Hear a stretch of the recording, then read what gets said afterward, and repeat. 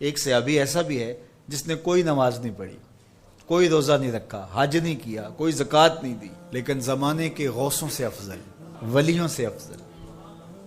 ایک غزوے پہ حضور جا رہے تھے تو ایک چرواہا کالے رنگ کا اسود الرائی وہ بکریاں لے کے جا رہا تھا۔ حضور کا چہرہ دیکھا تو دل ہار گیا۔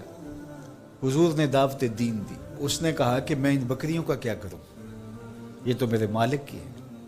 تو کہا کہ تم قلعے کے دروازے پہ جا کے اندر ہانک دو، جب آخری بکری چلی جائے تو تم واپس آ جانا۔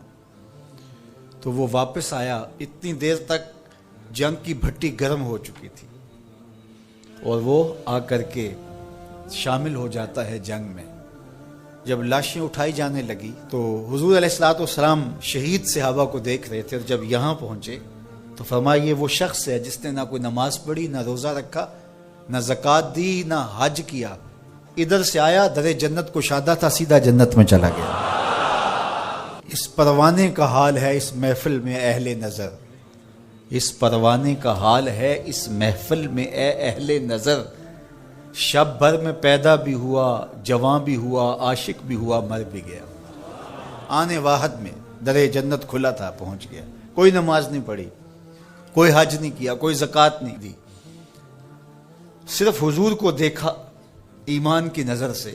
قیامت تک آنے والے اولیاء، اغیاث، اوتاد، متقی، پرہیزگار، صدقہ و خیرات کرنے والے اسود رائی کے قدموں کی خاک تک بھی نہیں پہنچ سکتے۔ اقبال خراج پیش کرتے ہوئے بولتا ہے، اسود از توحید احمر می شود، خیش فاروق و ابو ذر می شود۔ یہ اسود رائی کے بارے اقبال نے کہا تھا۔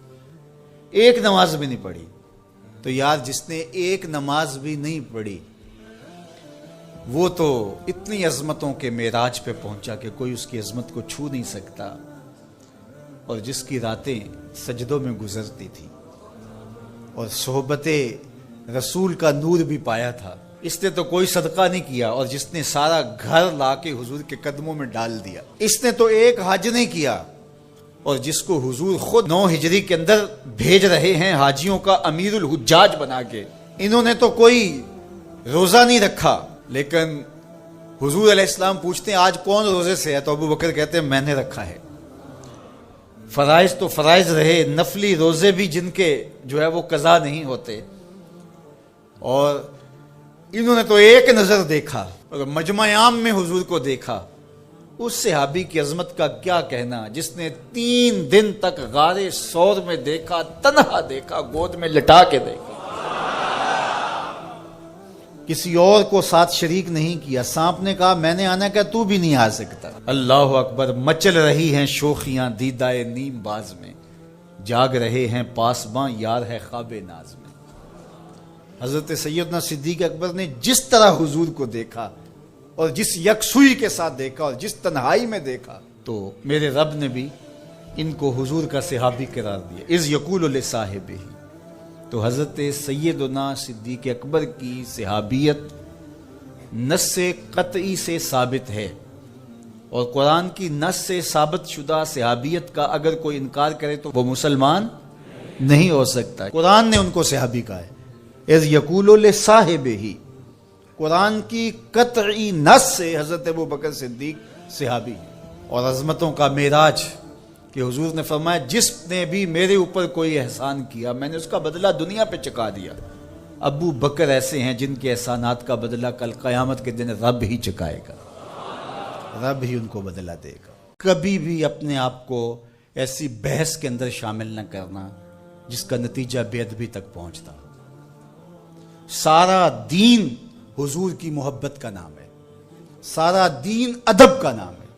اور اقبال علیہ رحمہ کا یہ شعر میں کئی مرتبہ آپ تک پہنچا چکا ہوں، دین سراپا سوختن اندر طلب، انتہائش عشق آغازش ادب۔ طلب محبوب میں تڑپنے کا نام دین ہے، ادب سے شروع ہوتا ہے، عشق پہ ختم ہو جاتا ہے۔ جو دین ادب سے شروع نہیں ہوتا اور عشق پہ ختم نہیں ہوتا وہ دین دین ہی نہیں ہے، وہ دین مقصود شریعت نہیں ہے، وہ دین مقصود الہی نہیں ہے۔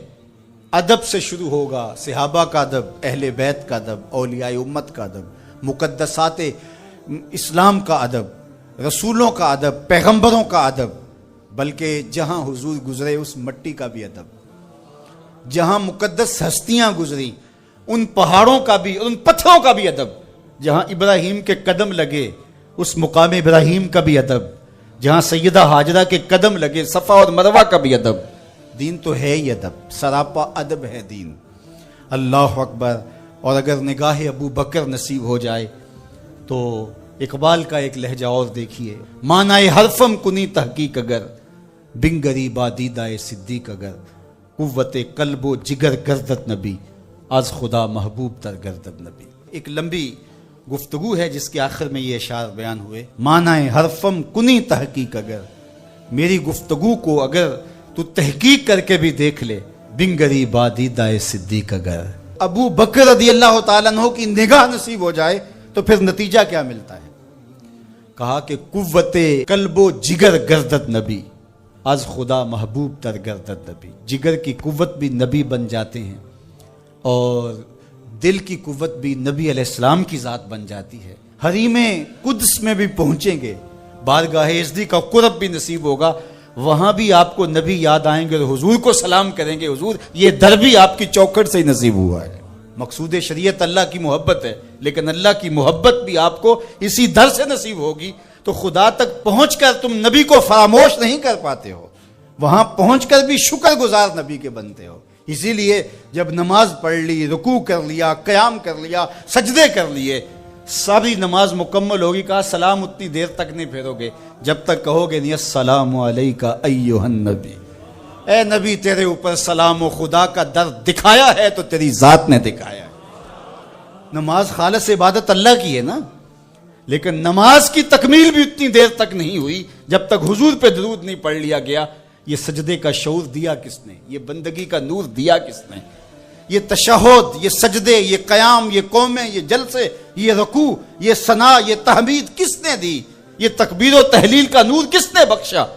تو پھر سلام پھیرنے سے قبل کہا السلام علیکہ ایھا النبی، اے نبی تیری بارگاہ میں سلام، تیری چوکھٹ پہ سلام کہ تو نے خدا کے در تک ہمیں پہنچا دیا۔ والشمس وضحاها، قسم ہے سورج کی اور قسم ہے اس کی چمک اور روشنی کی۔ جو چیزیں انسانیت کو اجالا بخشیں، روشنیاں دیں، وہ چیزیں اس قابل ہوتی ہیں کہ ان کی قسم کی جائے۔ والقمر اذا تلاہا، اور چاند کی قسم جو اس کے پیچھے نکلے۔ یہ تو دنیا مانتی ہے کہ جو سورج ہے اس کی روشنی اپنی ہے جو اللہ نے اس کو عطا کی، لیکن چاند پر عکس پڑتا ہے سورج کا جس کی وجہ سے وہ منور ہوتا ہے۔ تو جو کسی روشن چیز کا عکس قبول کر لیں اور پھر اس عکس سے منعکس ہو کے آگے روشنیاں بانٹنے لگ جائیں، وہ بھی اس قابل ہوتے ہیں کہ ان کی بھی قسم کی جائے۔ ورنہ دیے تلے اندھیرا رہتا ہے، روشنیوں کے پاس رہ کر بھی کچھ لوگ محروم رہتے ہیں۔ لیکن یہ ادا ہم نے چاند سے سیکھنی ہوگی کہ وہ دور رہ کر کے بھی سورج کے عکس کو قبول کرتا ہے، اور اس عکس کو قبول کرنے کی وجہ سے وہ ہر دل عزیز ہے۔ تو کہا کہ قسم ہے چاند کی جب وہ سورج کے پیچھے پیچھے آئے۔ آگے چلنے کی سعادت اگی کو کسی کو مل جائے، امامت کا منصب اگر کسی کے پاس ہو، قیادت اگر کسی کو عطا کر دی جائے تو یہ تو اچھی بات ہے، لیکن پیچھے چلنے کی صلاحیت بھی بڑی صلاحیت ہوتی ہے۔ کچھ لوگ ہوتے ہیں کہ نہ بیچارے آگے چلنے کے لائق ہوتے نہ پیچھے چلنے کے لائق ہوتے ہیں۔ وہ ہمارے ایک بزرگ تھے تو فرمایا کرتے تھے کسی شخص کے بارے میں کہ اس کو آگے لگائیں تو آگے سے بھاگ جاتا ہے، پیچھے لگائیں تو پیچھے سے بھاگ جاتا ہے۔ تو کسی کے پیچھے چلنا اور کسی سے روشنی لینا اور کسی سے فیض پانا، یہ بھی ایک صلاحیت ہوتی ہے۔ تو روشنی جہاں سے بھی ملے لے لینی چاہیے، یہ نہیں کہیں کہ یہ میں یہاں سے کیوں لوں، جہاں سے روشنی ملے وہاں سے لے لینی چاہیے۔ حضرت لقمان حکیم سے کسی نے پوچھا کہ تو نے دانش مندی کہاں سے سیکھی؟ تو کہا بے وقوفوں سے۔ کہا وہ کیسے؟ کہا جب کوئی ایسا کام کرتے جس پر انہیں ملامت سہنا پڑتی تو میں ارادہ کرتا کہ یہ کام زندگی میں نہیں کروں گا، اس پہ ملامت اور نفرین کا سامنا کرنا پڑتا ہے، تو سیکھنے والے سیکھ لیتے ہیں، نہ سیکھنے والے جو ہے وہ روشنیوں کے حصار میں بھی اندھیروں میں رہتے ہیں، اور سیکھنے والے ظلمتوں سے بھی سراغ زندگی تلاش کر لیتے ہیں۔ آپ نے دیکھا ہے کہ یہ جو بھیڑ ہوتی ہے، یہ پھول پہ بھی بیٹھے تو وہاں سے رس نچوڑے، یا کسی پھل پہ بیٹھ کے میٹھا رس نچوڑے تو اس کو زہر بنا لیتا ہے، جس کو پھر ڈنگ لگاتا ہے اس کا پھر حال برا ہو جاتا ہے۔ اور شہد کی مکھی کو آپ نے دیکھا ہو کہ کڑوا رس چوسے اس کو بھی شہد بنا لیتی ہے۔ تو مزاج اپنا اگر اچھا ہو تو پھر جو ہے وہ بہتریوں کی طرف انسان راغب ہو جاتا ہے، لیکن اگر مزاج کا ماڑا شخص ہو تو پھر اسے شکایت ہی رہتی ہے کہ مجھے کوئی ملا نہیں ہے، مجھے کوئی ملا نہیں، ساری زندگی وہ یہی کہتا ہے۔ جبکہ ایسا نہیں ہے، اللہ تعالیٰ جل شانہ نے اس کائنات کو خیر سے محروم نہیں رکھا ہے۔ سینوں سے قرآن نکال لیا جائے گا، حافظ صبح اٹھیں گے تو انہیں ایک حرف بھی یاد نہیں ہوگا، حتیٰ کہ جو مصاحف کے اندر، کتابوں کے اندر قرآن مجید چھپا ہوا ہے، صبح کھولیں گے تو کسی ورقے پہ کوئی لفظ نہیں ملے گا، کوئی حرف نہیں ملے گا۔ کعبہ اٹھا لیا جائے گا، زلزلے ہوں گے، اللہ کا قہر و غضب ہوگا، خسف ہوگا، مسخ ہوگا، زمین میں لوگ دھنسا دیے جائیں گے، سورج مغرب سے طلوع ہوگا، دجال کا ظہور، ساری علامات اشراط الساعۃ آپ سنتے ہیں۔ لیکن اس سے قبل اللہ تعالیٰ جل شانہ نے تنبیہات رکھی ہیں، ہے وہ عذاب ہی، لیکن عذاب استیصال کے معنی میں نہیں ہے، وہ جھنجھوڑنے کے لیے چھوٹے عذاب اللہ تعالیٰ لوگوں پر بھیجتا رہے گا تاکہ لوگ غافل نہ ہوں۔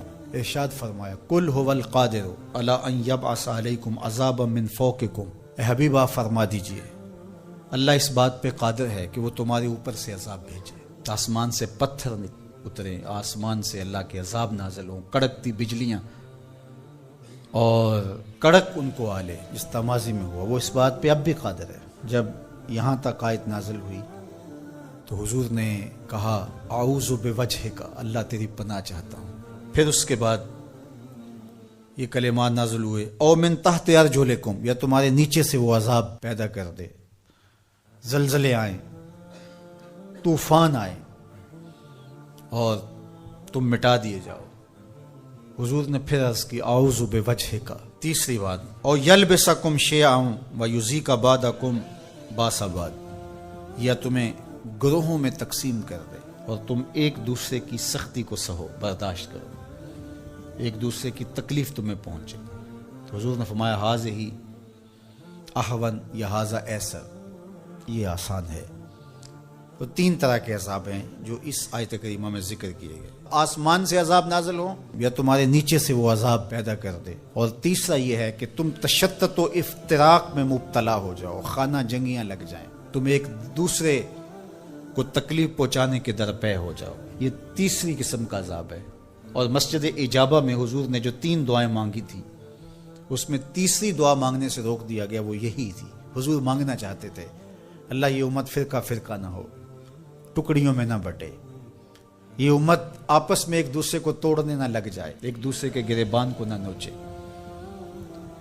لیکن حضور کو منع کر دیا گیا کہ یہ ہوگا جب بدکاریاں ہوں گی، جب گناہ ہوں گے تو اللہ جل شانہ اس کے بدلے میں ان پر جو چھوٹا عذاب مسلط کرے گا، جو ان بڑے عذابوں کے مقابلے میں چھوٹا ہے۔ علماء نے لکھا ہے، الزواجر میں بحث کی ہے صاحب زواجر نے کہ جو گناہ کو صغیرہ یا کبیرہ کہا جاتا ہے وہ بڑے کی نسبت سے صغیرہ کہا جاتا ہے۔ چھوٹا گناہ اس لیے کہا جاتا ہے کہ وہ بڑے سے چھوٹا ہوتا ہے، ورنہ جو چیز اللہ کو ناراض کر دے وہ چھوٹی نہیں ہوتی، گناہ بڑا ہی ہوتا ہے۔ جو اللہ کی ناراضگی کا سبب ہو وہ چھوٹی چیز نہیں ہے، وہ بڑی چیز ہے۔ تو جو گناہ صغیرہ کہا جاتا ہے تو اس کا مطلب یہ ہے کہ بڑے کی نسبت سے چھوٹا ہے۔ تو جو چھوٹا عذاب کہا گیا تو چھوٹے عذاب سے مراد جو بڑے کی نسبت کم درجے کا ہے۔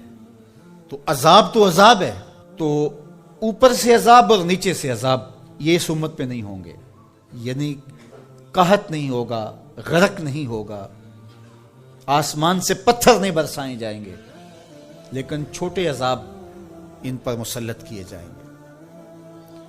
और उनमें से कुरान ने यहाँ जिस अजाब का जिक्र किया कि आपस में तुम उलझ पड़ोगे, खाना जंगियों में मुब्तला हो जाओ, ये तुम्हारे गुनाहों के सबब से होगा। और फिर जब उलझाव पैदा होता है तो बरकतें उठ जाती। वकल्बुहुम बासितुन ज़िराअह बिल वसीद, उनका कुत्ता गार के धाने पर बाजुओं को फैला के बैठा है। या अल्लाह, कुरान तो हिदायत की किताब है, सरासर हिदायत, लफ्ज लफ्ज हिदायत, हरफ हरफ हिदायत। तो कुत्ते के बैठने के स्टाइल को तूने कुरान में बयान किया, तो इसमें हमारे लिए क्या हिदायत है? कहा यही तो बताना चाहता हूं कि जात का कुत्ता भी हो, संग जुड़ जाए वलियों के, और वलियों के दरवाजे पर बैठ के पहरा देने लग जाए, और किसी काम आ जाए मुश्ते खाक, तो वो कुत्ता इतना काबिले जिक्र हो जाता है कि उसके बैठने के स्टाइल को रब रब होकर बयान करता है। तो कहा तुम तो इंसान हो, अगर तुम मोहम्मद अरबी के दर के नौकर बन जाओ तो क्या इज्जतें दूंगा तुम्हें, क्या शानें तुम्हें नसीब होंगी। तो यहां ये देखा जाता है कि उनकी राहों के काम कौन आता है, उनके रास्ते का मुसाफिर कौन है, उनके दीन के लिए अपने आप को पेश कौन करता है, उनकी खिदमत और नौकरी के लिए अपनी मुश्ते खाक को उनकी राहों में बिछाता कौन है। और अगर हम सारी जिंदगी अपनी ख्वाहिश से गुजार दें और उनके दीन के लिए हमने कुछ ना किया हो, तो फिर हम देखें कि हम खड़े कहाँ हैं। अकदस तेरे पाँव में न कोई कांटा न कोई जख्म, फिर क्यों हाथ में परचम इस्लाम लिया था। अल्लाह ताला जल्ला शानहू की नेमतें, उसकी करम नवाजी हमारे ऊपर पैहम बरसें, लेकिन हम उसके शुक्र गुजार बंदे ना हों, नमाज पढ़ना हमारे लिए बोझल बन जाए। तो कहा फिर घोड़े अच्छे हैं, वो अल्लाह की राह में चलते तो हैं, काम तो आते हैं। इन्नल इंसान लिरब्बिही लकनूद, बेशक इंसान अपने रब का नाशुक्र है। उस जमीन को अर्ज़े कुनूद कहते हैं कि जहां कुछ ना उगता हो, बंजर जमीन, जहां ना सब्जा उगता हो कि जानवर चारा खा सकें, ना कोई दरख्त उगता हो जिससे कोई साया लिया जा सके, ना कोई ऐसा दरख्त उगता हो जिससे कोई फल हासिल किया जा सके, ना शजरे सायादार देती हो जो जमीन, ना शजरे फलदार देती हो जो जमीन, न किसी जानवर के चारे की जरूरत को पेश करती हो जो जमीन, उसको कहते हैं अर्ज़े कुनूत। वो बंजर शख्स जो इंसानियत के लिए नफा बख्श नहीं है, लोगों के लिए खैर का सबब नहीं है, इंसानियत के लिए नाफे नहीं है उसका वजूद, तो वो कनूद है, वो किसी काम का नहीं है, वो बंजर है। अल्लाह कहता है उस बंजर इंसान से मेरे महबूब के गुलामों के घोड़े अच्छे हैं। असहाबे कहफ की गार के दरवाजे पर बैठा हुआ कुत्ता अच्छा है, तो हमें पसंद है जो उसके रास्ते में काम आते हैं। मैं और आप देखें कि हम कहीं बंजर तो नहीं हैं, हम इंसानियत के लिए नाफे हैं, या हमारा वजूद इस धरती के लिए बोझ है, हम लोगों के लिए ज़रर का सबब है। जहां से गुजरे लोग तकलीफ महसूस करते, कभी किसी की गीबत की, कभी किसी की इज्जत उछाली, कभी किसी की माँ बहन और बेटी की आबरू पे गली मोहल्ले में बैठ के आवारा लोगों की तरह बातें छेड़ दी, कभी हम किसी की तकलीफ का सबब और जरिया बने। हम ये देखें किसी के लिए अजियत का सबब तो नहीं है, बल्कि मेरे हुजूर ने इरशाद फरमाया एक वसीयत करते हुए कि खैर की चाबी बन जा, शर का ताला बन जा।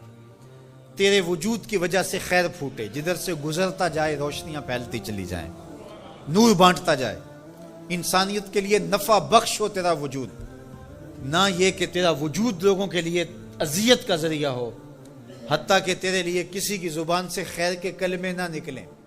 ऐसे लोग कितने हैं कि जब वो मर भी जाते हैं तो उनके लिए लफ्ज ढूंढने पड़ते हैं। तो बाज लोग लफ्ज ढूंढ ढूंढ के कहते हैं अच्छा साढ़े नाल ते चंगा ही सी, इसका मतलब यह इसने लोगों की नाक में दम कर रखा था, इसकी शर से सिर्फ मैं ही बचा हूं। वो ऐसा शख्स है कि उसकी तारीफ आप भरे मजमे में नहीं कर सकते, लोग कहेंगे तुम झूठ बोल रहे हो। और कितना खुश बख्त और खुश नसीब शख्स है कि जब वो इस धरती को छोड़ता है तो जमीन की मिट्टी भी रोती है, दरो दीवार भी अश्क बहाते हैं, और जमाना कहता है कि ये तो चरागा था, ये तो नूर था बज़्म आलम का, इसके दम से रोशनियां थी। ये क्या गया कि जिंदगी की सारी रौनकें मांद पड़ गई, गोया रोशनियां बुझ गई इसके जाने से। तो खैर का सबब और खैर का जरिया बनो, ना कि बुराई का जरिया बनो। जो जानवर صرف اپنے بچے کے دودھ کو پورا کر سکتے ہیں. ان کا دودھ ان کے بچوں کے لیے ہی ہوتا ہے. لیکن جن جانوروں کا دودھ ان کے بچوں کی ضرورت سے زیادہ ہوتا ہے تو وہ انسانیت کے لیے اپنا دودھ بانٹتے ہیں اور اس کا دودھ اوروں کے لیے جائز اور حلال رکھا گیا ہے. بھینس کا دودھ، اونٹنی کا دودھ اس کے اپنے بچوں کی ضرورت سے زیادہ اللہ نے دیا ہوتا ہے تو وہ جانور بھی اوروں کو بانٹتا ہے. تو انسان کو اللہ نے اگر اس کی ضرورت سے زیادہ دیا تو وہ اگر نہ بانٹے تو وہ جانوروں سے بھی برا ہے. اس کو خیر بانٹنی چاہیے. طبیعت کے اندر بخل نہیں ہونا چاہیے، طبیعت کے اندر فیاضی، سخاوت ہونی چاہیے. اللہ کے محبوب علیہ السلام نے فرمایا سخی اللہ کے بھی قریب ہے، لوگوں کے بھی قریب ہے، جنت کے بھی قریب ہے، ہاں دوزخ سے دور ہے. اور پھر فرمایا کہ بخیل لوگوں سے بھی دور ہے، اللہ سے بھی دور ہے، جنت سے بھی دور ہے، ہاں جہنم کے بڑا نیڑے ہے. اللہ اگر عطا کرے تو اوروں کو دینا چاہیے. شادی شیرازی تو فرماتے ہیں کہ فقیر کی علامت یہ ہے کہ جب اس کو ایک روٹی ملے تو وہ بانٹ کر کے آدھی کسی دوسرے کو دے دیتا ہے اور آدھی خود کھاتا ہے تاکہ اپنے اطراف کے اندر لوگوں کے دکھ اور درد بانٹے جائیں. تو اللہ تعالیٰ جل شانہ نے اس شخص کی مذمت کی گھوڑوں کے وصف بیان کر کے، گھوڑوں کی قسمیں کر کے، جو رب کی نعمتوں پر ناشکری کرتا ہے اور ہر وقت اس کا مطمع نظر دنیا ہے. تو کہا یہ عمومی لوگوں کا رویہ ہے کہ وہ ناشکرے ہوتے ہیں، وہ بخیل ہوتے ہیں، وہ ناقدر شناس ہوتے ہیں، تکلیف آئے تو واویلا کرتے ہیں، اللہ کی طرف سے نعمتیں آئیں تو پھر سانپ بن کے بیٹھ جاتے ہیں نعمتوں کے اوپر. یہ جو قنوت کا مزاج رکھنے والے لوگ ہیں، اللہ نے فرمایا کہ باہر سے کوئی دلیلیں لانے کی ضرورت نہیں. وَإِنَّهُ عَلَىٰ ذَلِكَ لَشَهِيدٌ. یہ ذرا اپنے اندر اتر کے دیکھیں اور ضمیر سے پوچھیں کہ کیا تم قنود ہو یا نہیں ہو. تو جو قنود ہو ضمیر بول کے کہے گا تم قنود ہو. ذرا اپنے اندر اتر کر کے میں اور آپ دیکھیں کہیں ہم قنوت کے زمرے میں تو نہیں آتے. اللہ کی عطائیں، اللہ کی نعمتیں، اللہ کی کرم نوازیاں جو شام سویرے ہمارے اوپر ہیں، تو ہم کیا ان نعمتوں کا شکرانہ ادا کرتے ہیں؟ یہ تھوڑی سی تکلیفیں جو ہمیں پہنچتی ہیں ان تکلیفوں پر ہم شکوے کا لہجہ اختیار کیے رکھتے ہیں. وَإِنَّهُ لِحُبِّ الْخَيْرِ لَشَدِيدٌ. اور وہ خیر کی محبت میں بہت سخت ہے. یا خیر سے مراد مفسرین نے کہا المال، یعنی وہ مال کی محبت اس کے اندر کوٹ کوٹ کے بھری ہوئی ہے. ہر وقت مال کی طلب، مال کی خواہش. جتنا بھی مال اس کے پاس ہو جائے پھر بھی وہ سیراب نہیں ہوتا.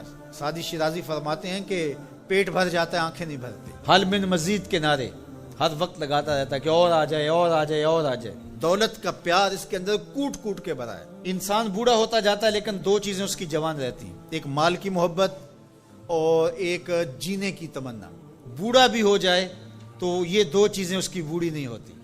اور دوسرا فرمایا کہ ابن آدم کے پاس مال کی ایک وادی ہو.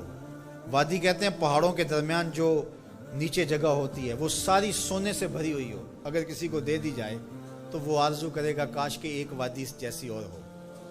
پھر بھی اس کا پیٹ نہ بھرے، اس کی آنکھ نہ بھرے. اس لیے انسان مال کی محبت میں بہت سخت ہے. فرمایا ابن آدم کہتا ہے مالی مالی مالی، میرا مال میرا مال. فرمایا اس کا مال وہ ہے جو اس نے کھایا اور ضائع کر دیا، پہنا اور پرانا کر دیا، یا اس نے جو آگے بھیج دیا. فرمایا باقی اس کا نہیں ہے، باقی وارثوں کا ہے. اور وہ کفن بھی میلا نہیں ہونے دیں گے، بانٹ لیں گے. جاندی واری ڈرونا بنیو تے ہاتھ نہ لاندے ڈر دے، جنہ لئی تو پاپ کمائے اج کتھے نہیں تیرے کر دے. وہ میاں صاحب اپنے لہجے میں بڑی خوبصورت بات کہہ گئے، بہت خوبصورت ہے کہ بڈھا بہ کے سوچاں سوچے میں مالک ہاں کردہ. بڈھا بہ کے سوچاں سوچے میں مالک ہاں کردہ، کر دے بہ کے کرن سلاواں بڈھا کیوں نہیں مرتا. تو اپنی زندگی آگے بھیجو. حضور تشریف لائے گھر میں، سیدہ عائشہ رضی اللہ تعالیٰ عنہ موجود تھی تو ایک بکری ذبح کی گئی تھی. تو فرمایا کچھ ہے کھانے کے لیے؟ کہا حضور سب بانٹ دیا ہے، ایک دستی باقی بچی ہے. حضور نے فرمایا جو بانٹ دیا ہے وہی باقی بچا ہے. جو بانٹ دیا ہے وہی باقی بچا ہے. تو جو انسان آگے بھیج دیتا ہے، اللہ کی راہ میں خرچ کر دیتا ہے. لیکن بہرحال یہ تو تھوڑے لوگوں کو راز معلوم ہوتا ہے، اور یہ طبع میں چیز راسخ ہو جائے یہ تو چند لوگوں کا مقصوم ہوتی ہے. عمومی طور پہ جو رویہ ہے قرآن نے اس کو بیان کیا، وَإِنَّهُ لِحُبِّ الْخَيْرِ لَشَدِيدٌ. بے شک وہ مال کی محبت میں بہت سخت ہے. لوگوں نے صحابہ کمایا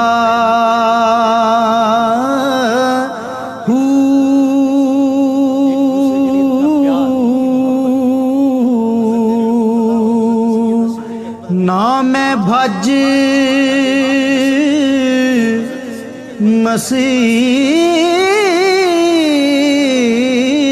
وڑیا نا تسبا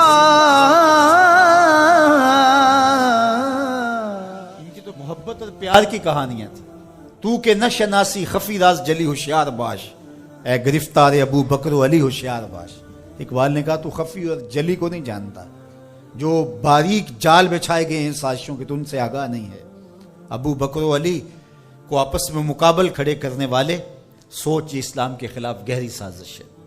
مجھے بتاؤ کہ اگر حضرت سیدنا صدیق اکبر اور دیگر اصحاب کو جو حضور کی تربیت کا جوہر تھے ان کو غلط ثابت کر دیا جائے تو پھر یہ کس پہ حرف آتا ہے؟ حضور کی تربیت پہ حرف نہیں آئے گا. یہ سازش تھی اسلام کے خلاف. جو یہ بدقسمتی ہے کہ امت ان سے پیار کرنے کی بجائے آپس میں ان کے ناموں پہ الجھ رہی ہو اور یوں گروہوں میں فرقوں میں تقسیم ہو کے رہ جائے. ایک کا پیار دوسرے سے دوری کا سبب بن جائے. یہ کیا ہوا؟ ماں سے پیار کرنے کا یہ مطلب نہیں ہے کہ باپ غلط ہے، اور باپ سے پیار کرنے کا مطلب یہ نہیں ہے کہ ماں سے نفرت کی جائے اور ماں سے دور ہٹ جائے. ان کے اپنے اپنے فرائض ہیں، اپنے اپنے منصب ہیں. بھائیوں سے پیار کرنے کا مطلب یہ نہیں ہے کہ بہنوں کا انکار کر دیا جائے. بہنوں سے پیار کرنے کا مطلب نہیں ہے کہ بھائیوں کی محبت کا انکار کر دیا جائے. اہل بیت کی محبت کا قطعاً یہ معنی نہیں ہے کہ صحابہ پر سب و شتم کیا جائے، اور صحابہ سے محبت کا معیار یہ نہیں ہے کہ اہل بیت کا نام سن کے چیں بجبی ہو جائیں اور چہرے کا جو ہے وہ رنگ بگڑ جائے. ہم صحابہ کو بھی مانتے ہیں، اہل بیت کو بھی مانتے ہیں، اس لیے کہ یہ دونوں مشکات نبوت سے پھوٹنے والی کرنیں ہیں. یہ حضور علیہ السلام کے فیضان کا عکس ہیں، اور صحابہ میں اور اہل بیت میں آپس میں منافات نہیں تھی. تو یہ تو رحماء بینہم کا عملی ثبوت تھے، عملی روپ تھے، لیکن ہم ان کے اندر منافات کھڑی کر دی اور ان کو دو الگ خانوں میں بانٹ دیا. اللہ اکبر. کسی نے کہا کہ اہل بیت اور صحابہ ہماری آنکھیں ہیں، تو معترض نے کہا دائیں کون سی ہے اور بائیں کون سی ہے؟ اس نے کہا آنکھیں دائیں بائیں نہیں ہوتی، آنکھیں ایک ہی ہوتی ہیں. تو ان کی محبت ہمارا ایمان ہے، کیونکہ محبتوں کا مرکز ذات رسالت مآب صلی اللہ علیہ وسلم. پھر وہاں سے جس کو بھی حضور سے تعلق ہوگا وہ محبت اس سے پیدا ہو جائے گی. یار محبوب تو محبوب رہا. اللہ نے ان گھوڑوں کی قسمیں کی ہیں جو محبوب کے غلاموں سے جڑ گئے.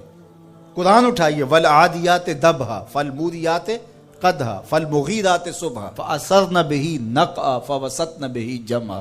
محبوب تیری ہی نہیں، تیرے غلاموں کی نہیں، تیرے غلاموں کے گھوڑوں کے پاؤں سے لگی ہوئی کھریوں کے ٹکرانے سے، پتھروں سے جو شرارے نکلتے ہیں، میں خدا ان شراروں کی بھی قسم کرتا ہوں. محبوب تیرے غلاموں کے گھوڑوں کے پاؤں کے ٹکرانے سے جو گرد اڑتی ہے، اڑتی ہوئی دھول کی بھی قسم کرتا ہوں، اور ان گھوڑوں کے سینوں سے جو آواز نکلتی ہے، میں رب ہو کے اس آواز کی بھی قسم کرتا ہوں. اور تم الجھے ہوئے ہو یہاں ابو بکر و علی میں. لا اقسم بہذا البلد، مجھے قسم ہے شہر کی. مکہ کی قسم کیوں؟ وانت حل بہذا البلد. اس لیے محبوب اس شہر کی گلیوں میں تو خرام ناز جو کرتا رہا ہے. جہاں محبوب خرام ناز کریں وہ گلیاں اچھی لگیں. مدینے کی مٹی میں بھی شفا ہے. یار جس شہر کی مٹی میں شفا ہوگی، اور شفا ہوئی کیوں؟ اقبال بولا خاک طیبہ از دو عالم خوش ترست، آن خنک شہرے کے آنجا دل برست. کہا کہ اس مٹی میں شفا اس لیے پیدا ہوئی کہ یہاں قدم حضور کے لگے. تو وہ ذرے خاک کے بھی شفا بن گئے. جن ذروں کو حضور کے شہر سے نسبت ہو گئی، تو جس کو جگر کا ٹکڑا کہا، اور جو مزار کا بھی ساتھی اور غار کا بھی ساتھی ہے، تو ان کی عظمت کیا. ہم ہوتے کون ہیں کہ ہم جو ہے وہ ان کی عظمتوں کو تولنے بیٹھ جائیں؟ ہماری اوقات، ہماری حیثیت کیا ہے کہ ہم ان کی جو ہے وہ عظمتوں پر بات کریں، جن کی عظمتوں کو سمجھنا ہمارے بس کا روگ ہی نہیں ہے.